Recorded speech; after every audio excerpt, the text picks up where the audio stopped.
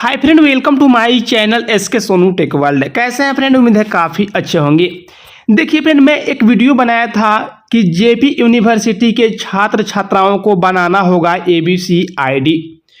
तो यहाँ पर छात्र छात्राओं का कमेंट आ रहा है कि आखिर किनको किनको एबीसी आईडी बनाना है, क्या सबको एबीसी आईडी बनाना होगा, तथा बहुत सारे छात्र छात्राओं का अभी भी कमेंट आ रहा है कि आखिर एबीसी आईडी होती क्या है। तो फ्रेंड, जैसा कि मैं आप सभी को बता दूं कि मैं उस वीडियो में आप सभी को बता चुका हूं डिटेल्स में कि किस तरह से आपको एबीसी आईडी बनाना है तथा एबीसी आईडी का मतलब क्या होता है। इस वीडियो के डिस्क्रिप्शन में मैं लिंक डाल दिया हूं, वहां पर क्लिक करके आप उस वीडियो को देख सकते हैं। चलिए मैं यहाँ पर आप सभी को बता दूं कि किनको किनको एबीसी आईडी बनाना होगा तथा एबीसी आईडी का मतलब क्या होता है। फ्रेंड, जैसा कि आप सभी को बता दूं कि मैं उस दिन ही आप सभी को बता दिया था कि एबीसी आईडी का फुल फॉर्म होता है एकेडमिक बैंक ऑफ क्रेडिट, जो कि 12 अंकों का होता है एबीसी आईडी।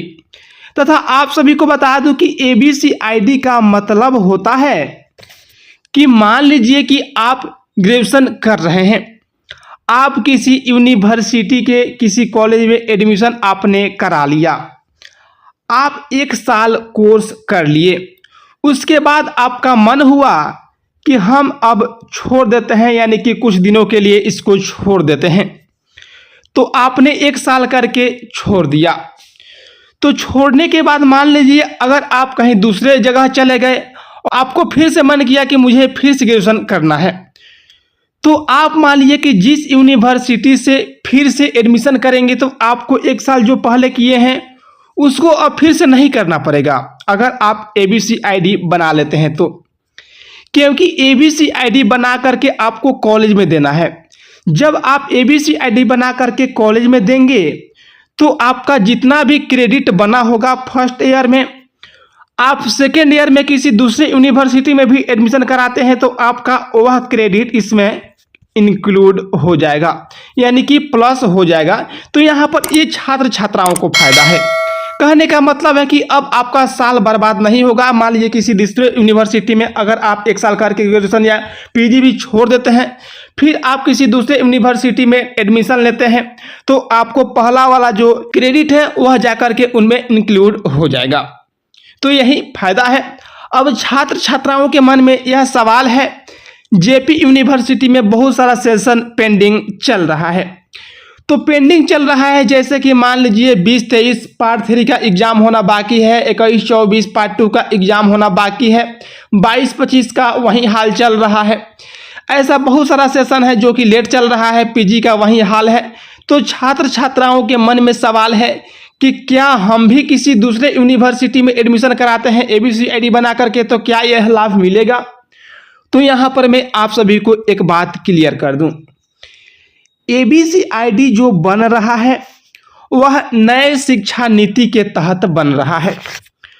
तो नए शिक्षा नीति में क्या है कि पहले आपका जो ग्रेजुएशन में एडमिशन होता था वह ईयरली होता था, लेकिन अब जो ग्रेजुएशन में एडमिशन हो रहा है वह सेमेस्टर वाइज हो रहा है, यानी कि सीबीसीएस के माध्यम से हो रहा है, यानी कि क्रेडिट बेस्ड चॉइस सिस्टम के माध्यम से आपका एडमिशन हो रहा है।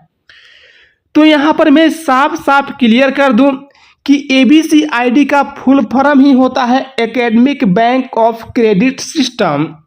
तो यहाँ पर आप सभी समझ सकते हैं कि जो भी नए शिक्षा नीति के तहत एडमिशन होगा, यानी क्रेडिट बेस्ड चॉइस सिस्टम के माध्यम से एडमिशन होगा, जैसा कि अभी हुआ है 23-27 हो गया, 24-28 में एडमिशन हो रहा है, इन लोगों को ही एबीसी आईडी बनाना है। इन्हीं लोगों का इसका लाभ मिल सकेगा। ये नहीं कि मान लीजिए आपने एबीसी आईडी बना लिया और बना करके घर पर रख दिए तो कोई फायदा नहीं होगा। एबीसी आईडी बना करके आपको अपने कॉलेज में भी जमा करना है। इसके बारे में आप सभी अपने कॉलेज में भी विस्तृत तरीके से मालूम कर लें, क्योंकि यूजीसी ने ही एक नोटिस जारी करते हुए बताया था कि सभी यूनिवर्सिटी के छात्र छात्राओं को अब एबीसी आईडी बनाना होगा, जितने भी सीबीसीएस के माध्यम से एडमिशन ले रहे हैं, नए शिक्षा नीति के माध्यम से एडमिशन ले रहे हैं। मुझे उम्मीद है कि आप सभी इन बातों को अच्छे तरीके से समझ चुके होंगे। चलिए फ्रेंड, फिर मिलते हैं एक नई जानकारी के साथ, एक नई अपडेट के साथ। तब तक के लिए जय हिंद।